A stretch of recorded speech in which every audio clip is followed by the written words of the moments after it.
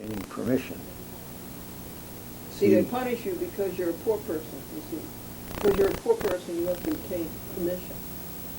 They deny your day in court.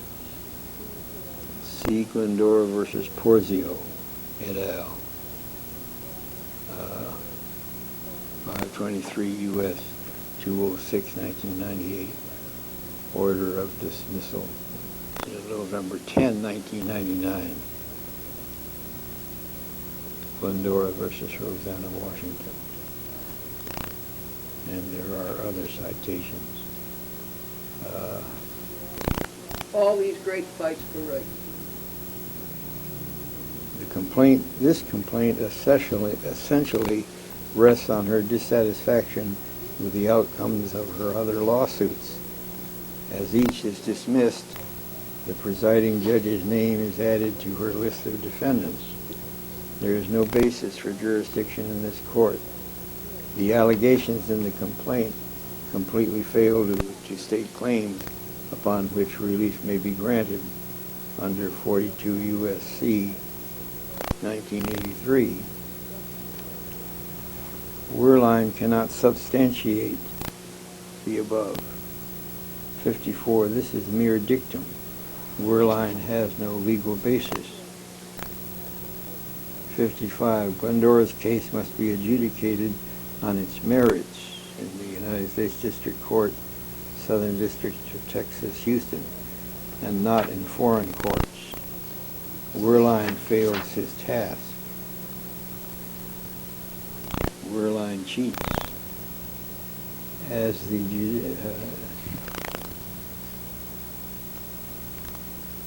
now we go back to the order by Wehrlein. As the judicial opinions referenced clearly established, Glendora has been repeatedly warned of the possible consequences of her relentless filing of frivolous complaints. She has continued, however, unabated. And then Glendora comments, prejudice, preconception, failure of duty. Glendora has never filed a frivolous complaint in her life. 56. The frivolous, quote, order and the, quote, of so-called, quote, judges, quote, are the cause of the filings. Wehrlein should discern same. 57. Wehrlein proves no case for frivolous filings. He errs again and abuses discretion again. 58. Wehrlein betrays America. 59. His conduct is unreasonable and treasonable. And he says, it is therefore ordered that this complaint filed by Glendora is dismissed as frivolous and malicious. And Glendora comments, on what grounds is Glendora's complaint frivolous? End of quote. Every Glendora cause of action goes straight to the heart of America. Wehrlein exudes dictum and no legal basis. It is a lazy cop-out. 61. On what grounds is Glendora's complaint malicious? Quo warranto. 62. Wehrlein's order, in quotes, is frivolous. 63. Wehrlein's order is malicious. 64. Wehrlein is in error on both counts and abuses discretion on both counts. 65. Glendora has given ample grounds that Wehrlein's order is without basis. 66. Wehrlein line number 7, and this is in reference to his order saying, and for failure to state a claim upon which relief may be granted under 28 U.S.C. Section 1915 E2B, Roman numeral 1 and Roman numeral 2. Glendora stated multitudinous claims upon which relief could be, and must be granted. 67. This is nothing but dictum. Wehrlein makes himself look bad. Glendora will read this on TV. And the order says all pending motions are denied.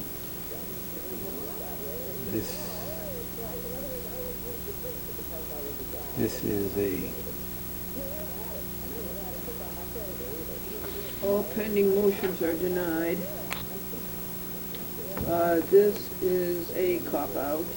A cheat. No, it's a cheat. Let me just correct that. This is a cheat. Franklin is reading this for us because Werline and Gershon caused a huge infection in my eyes because I had to stay up and burn the midnight oil to set the record straight. Thank you, Franklin. This is a cheat. All defendants but Winter, the Chief Judge of the U.S. Court of Appeals, second, are in default. And then Werline further says, Glendora is ordered to pay a sanction of $75 for her repeated abuse of the judicial system. And Glendora points out, Glendora's sole income is $490 a month, Social Security, and $9 a year stock dividend. Social Security is not taxable. Werline errs and abuses discretion. Glendora cause of action is defendant's abuse of the judicial system. Werline abuses the judicial system.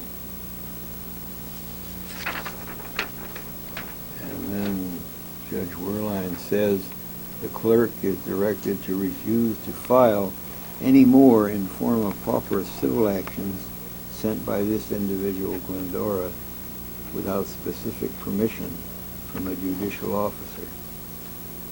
Glendora says there is no need for concern. The court is useless. It has no value. There is no point in petitioning a court so dysfunctional and so anti-American. And then the order concludes, the clerk will send a copy to the parties, signed at Houston, Texas on December 10, 1999, Ewing Werline, Jr., United States District Judge. Shall we show him his signature?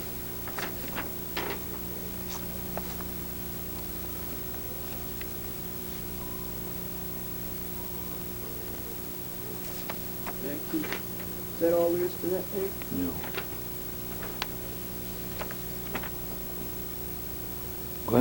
Glendora wants to see proof of same. Werline was wrong to sign this order. He hurt America badly. Is it reasonable Werline grants Glendora a waiver of $150 filing fee because she doesn't have it and then fines her $75? Is there a mental lapse here?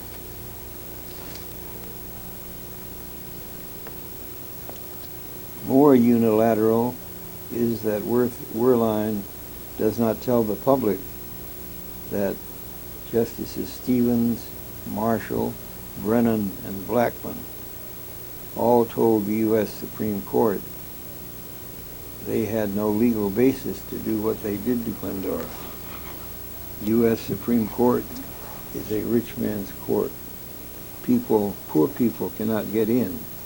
This is how depraved judges have made our courts. Werline's exhibits. Glendora says they are not paginated. There is no table of contents. They got all mixed up. 74. Griesa does not appear. He ignores service. He is a fugitive. He does not defend himself. And Werline goes outside the court where the action is brought and brings in a Griesa order.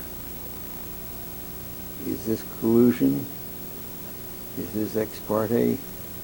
Is this violation of 372C1? Yes, yes, yes. It is Griesa who must be sanctioned. Rich Griesa. Okay, we're up to Greek. page 17? Yes. Out of 20? Griese's order and his behavior, cited infra, is an embarrassment to the USA. Wehrlein never sees Glendora eyeball to eyeball. There is no conference. He runs a correspondence school. Nobody can see me eyeball to eyeball today. The lids are all puffed up. Nobody is more dishonest nor dishonorable than Griesa. Glendora has documented this on TV. Wehrlein obstructs justice. It's another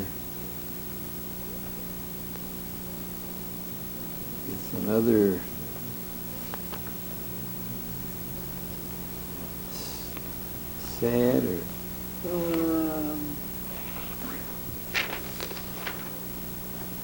it's another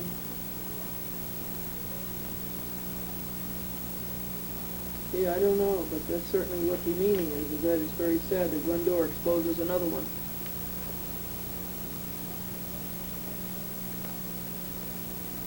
Lucille Carr is not a judge. Wehrlein is suckered. This was never an order. It was never signed by a judge. It is a bogus paper. Carr has been sued for this sham. And also, I think it was not for publication. Wehrlein has sunk to unadulterated collusion. 28 U.S.C. 372 C1. Yeah, and this is just the judgment. Oh no, excuse me.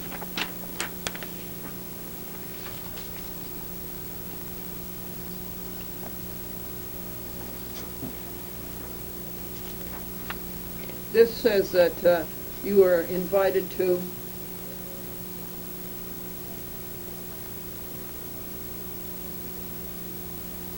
So this is from Wehrlein's court. Notice of proposed amendments to the local rules and notice of entry of order of judgment. And the notice says the United States District Court, Southern District of Texas, invites your comments on its proposed amendments to the following local rules. 6G, 8, the 5th paragraph, 16, F3, and the 4th and last one is Rule 20. Copies of the proposed amendments may be obtained at the clerk's office and at www.txs.uscourts.gov, GOV. Control number CV image 156581. what does Glendora say about that? She does not care. She will never come to this court again. It has no value for the public. Thanks.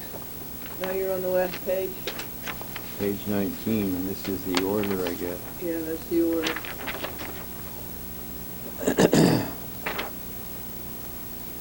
And these are the envelopes. Okay, and what's the last page? How many hours and how many dollars? Glendora requests this notice of appeal with its expatiations double as her appellant's brief. She does not have the money to print, post, and travel for same to do 2 papers. That was entered in this action on the 10th day of December. On the what day of December? 10th. Wehrlein's order. Okay. It's signed by Glendora, and the date is December 25th, 1999. Anno Domini. Anno Domini. And the cost of this paper, it doesn't say here what it was? Well, it was 30.5 hours, and it was something like $50. And this is the certificate of the affirmation of service. I thank you very much for reading that, Franklin. Oh, you're welcome. Yeah. Let me show the people my eyes. And what Wehrlein and Gershon did to them. Thank you very much. You're welcome. And happy anniversary. Thank you.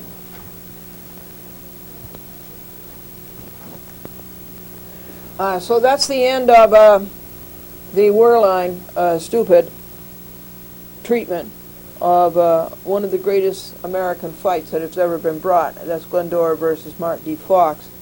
And it stood up for your rights that judges are stealing.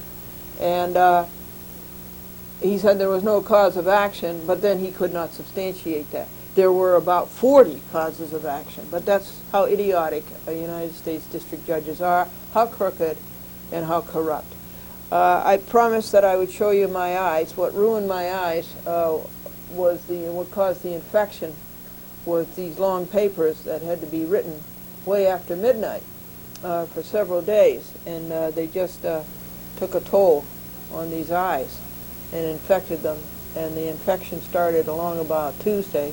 It was a little bad when I was editing, and then Wednesday it got worse, and Thursday it got worse, and Friday it got worse, but Christmas Eve and this morning Christmas, it was worse yet. They're all puffed up, and that includes the whole face around here. Okay, now Franklin's going to be kind enough to read to you the notice of appeal over Gershon's, another judge who sold soul. And we will go into that in great detail to show you that these judges are robbing you of your rights as an American, and that they are anti-American.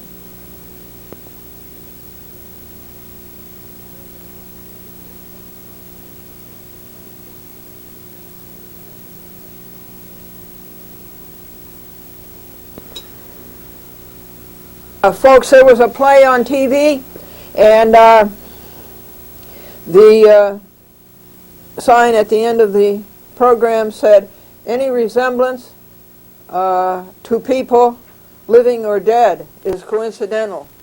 Did it ever strike you that that's what's wrong with the play on TV? And the judge said it took him 15 years to find out that he wasn't suitable to be a judge, but by then he had so much money he couldn't afford to quit. And the secretary folks said, "I know that this machine will do the work of 3 men, but frankly, I'd rather have the 3 men." We are trying to find out why Bruiser Kenneth H. Mildworm, was criminally fired from the Marshal Service in Uniondale, and we called up to see, and this is what we heard.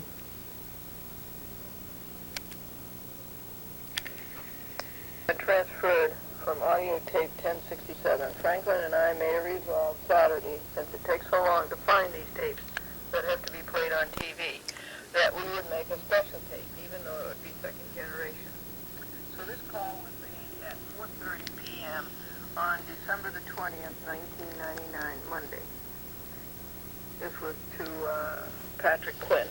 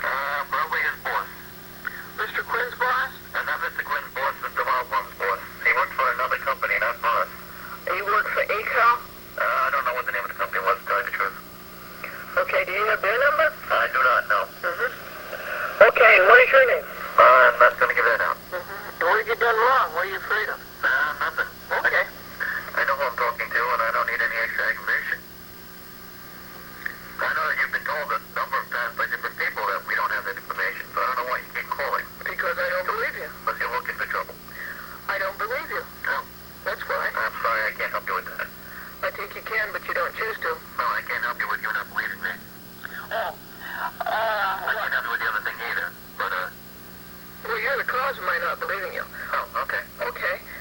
Thank you. You're welcome. Goodbye. Bye. We're going to resume reading the refutation of Nina Gershon's so-called order, where she colluded with 52 conspirators, betrayed America, and sold her soul. And so we got up to page, this is volume 65 of Bruiser Ken, Kenneth H. Mildworm, and this is volume 64. And now we started a new volume last week, and it is volume 66. And we got up as far as page 77. Glendora ends refuting Gershon, page 8. And it is now apparently 12/18/99 Saturday, and it's taken 21 hours so far, and it's cost something like $4 or $5 for no, $10.50 for preparation copies. Okay. Gershon lies, it's outrageous error, and it's abuse of discretion, it's preposterous misrepresentation, it's reverse Gershon. Mildworm, a few moments after he slammed the tape recorder, the $150 tape recorder, onto the desk, confronted Glendora and said, "You'll have to leave the building." And all Glendora said was that Federal Rules of Civil Procedure, Rule 77, says that the clerk's office has to be open for the public to conduct its business. And Gershon can't even get that straight. Gershon was hoping in 19 months plus 1 year before that we would forget the detail, and she lost herein. Mr. Buell did not testify at that moment. It was several minutes later when Mildworm said he told us to leave the courthouse, and Glendora was talking to Mildworm. It was several minutes later, after he disappeared behind the x-ray machine, where Glendora heard scuffling. That would be the third time that they tried to restrain Mildworm's madness. That Bruiser Ken snuck up behind Glendora and grabbed her under the arms as she stood facing the outdoors.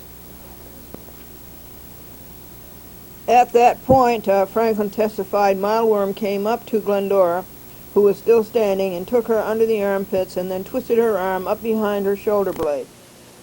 Buell testified that Mildworm did this without saying a word, and that he gave the Buells no explanation, and did not even give them the choice of first leaving the courthouse before he assaulted Glendora. Franklin also said that Mildworm, of course, was facing her back and not knowing what was going to happen to her, and feeling very threatened by his method and mood.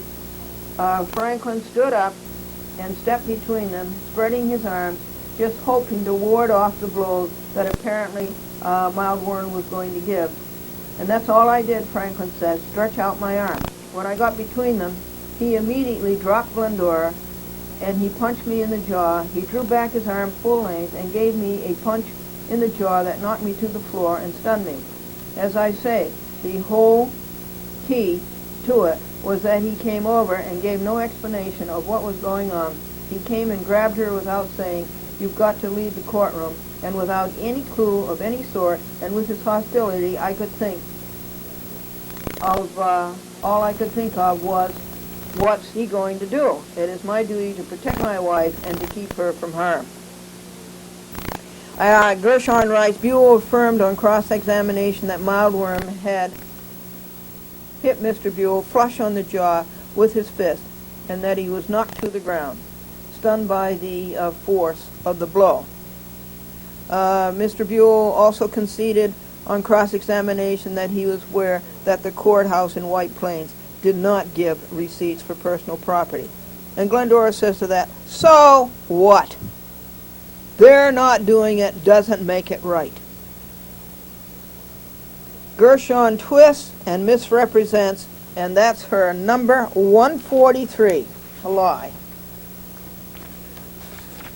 So, we are on page 80. Gershon wasn't at Uniondale and wasn't at the trial. Everything is hearsay. She has no personal knowledge. Additionally, she does sound bites. Her misrepresentation number 144. This hardly discounts the insane assault on Franklin by Bruiser Kent. Mildworm is the one who did the assaulting and the lying. We never touched him. Ugh. We have finished refuting Gershon's lies on page 9. Note her preconception, prejudice, her bias, rearing its ugly head again. And Gershon makes a big point that we didn't take pain relievers. She really has a great case, doesn't she? And Glendora says to that, so what? Gershon's preconception, prejudice, fix self-preservation, rear its ugly head again. The summation will be discussed below. Azrak charged as to Buell that the defense of justification based upon his claim that he acted in defense of his wife from the excessive force of Mildworm. The judge charged the jury as follows. Even if you find that Mr. Buell did in fact forcibly and willfully assault, resist, oppose, impede, or interfere with Kenneth Mildworm, you must nonetheless find Mr. Buell not guilty if you determine that 1. Mr. Buell reasonably believed that Kenneth Mildworm employed excessive force in his encounter with Glendora, and 2. Mr. Buell used no more force than was reasonably necessary to protect his wife from Officer Milworm. And that is the truth, folks. That's what happened. The propriety of the prosecution's summation as to Mr. Buell is Gershon's discussion.